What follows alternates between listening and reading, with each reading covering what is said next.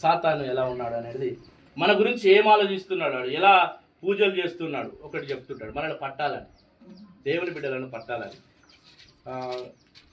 మొదటి అధ్యాయం 14 వచనం నుంచి 16, 17 వచనాలు కూడా చదువుదాం. ఏలిక లేని చేపలతోనూ పాకు పురుగులతోనూ నీవు నరులను సమానులుగా చేసిదివి. వాడు గాలం వేసి మానవులందరినీ గుచ్చి లాగి ఉన్నాడు. ఉరులు వగ్గి చిక్కించుకొనిచున్నాడు.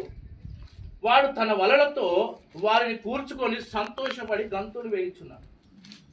వల వేస్తూ ఉన్నాడు. చేపలు, చిల్లర చేపలు పట్టే వాళ్ళు ఊళ్ళో ఇసురంగానే ఆ చేపలు అనేకమైన చేపలు అలా చిక్కుకుంటాయి. ఇప్పుడు లోకం మీద కూడా వల వేస్తూ ఉన్నాడు. ఎక్కడ చిక్కించుకున్నవాలి? ఇక్కడ వాచనాలు చెప్తున్నాడు, గాలం వేసి మానవులందరినీ ఆ గాలము ఆ కొంకికి చిక్కిస్తూ ఉన్నాడు.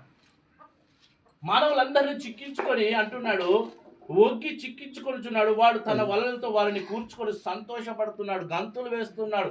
ఈరోజు 4 చేపలు దొరికినాయి పెద్దవి అనుకుంటున్నాడు. ఈరోజు 4 ప్రార్థన పరులు వాళ్ళ విశ్వాసము చెడిపోతే వారికి సంతోషం, వాళ్ళ విశ్వాసము తప్పిపోతే వారికి సంతోషం. నీ వలన వానికి ఆనందం. ఎందుకంటే నిన్ను అవిశ్వాసం నుంచి తప్పించాడు కదా. నువ్వు విశ్వాస మార్గంలో వెళ్తుంటే ఆ విశ్వాస మార్గాన్ని ఏం చేసాడు? అటు కాదు మార్గం ఇదమ్మా. నువ్వు విశ్వాసము ఉండి జ్వరం వస్తే టాబ్లెట్ వేసుకోకుండా ప్రార్థన ఉంటే ఏంటమ్మా అది చాలా టైఫాయిడ్ జ్వరం నాకే వెళ్ళిపోతుంది, నువ్వు టాబ్లెట్ వేసుకోపో, టాబ్లెట్ వేసుకోపో అని నీ విశ్వాసాన్ని దెబ్బతీయడానికి వాడికి చాలా ఇష్టం. వాడు గంతులు వేస్తున్నాడు. ఇంకా కావున వలల వలన మంచి భాగం పుష్టినిచ్చు భోజనం తనకు కలుగుతున్నవా అని వాడు తన వలలకు బలులను అర్పిస్తున్నాడు, పూజలు చేస్తూ ఉన్నాడు. ఇంకా ఎక్కువ మంచి మంచి చేపలు పడాలి ప్రభువా, ఇంకా మంచి మంచి మరి విశ్వాసులు పడాలి. పాస్టర్లు కూడా పడిపోతున్నారు. చాలామంది పాస్టర్లు కూడా చాలామంది పడిపోతున్నారు. వాడు వేసే వరలకు యేసు ప్రభువును తీసుకుపోయి కొండ మీద తీసుకుపోగానే ఈ రాజ్యాలన్నీ నీయే, ఈ కాళ్ళు బిల్డింగ్లు ఇక్కడ ఉన్నటువంటి అంతా నీదే, నువ్వు ఏదంటే అది ఇస్తా నీకు అని అంటే యేసు ప్రభు లొంగిపోలే కదా. ఇప్పుడు పాస్టర్లు అందరూ లొంగిపోతున్నారు, ఇదంతా నీదే అంటే అరే అన్నట్టుగా వెళ్ళిపోతున్నారు. అంటే వాడు ఏం చేస్తున్నాడు? మంచి పుష్టినిచ్చు భోజనముల కొరకు ఇంకా సరిపోతలేదు వానికి, సాతానుకు. ఇంకా ఎవరిని మింగుదునా, ఎవరిని పట్టాలి?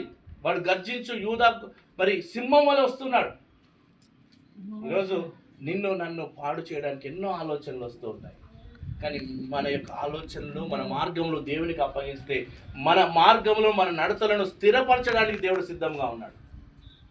మన మార్గంలో దేవునితో స్థిరపరిస్తే మాత్రము నువ్వు ఎక్కడ పడిపోయినా ఆయన లేపుతానని సెలవిస్తున్నాడు వాక్యము ద్వారా.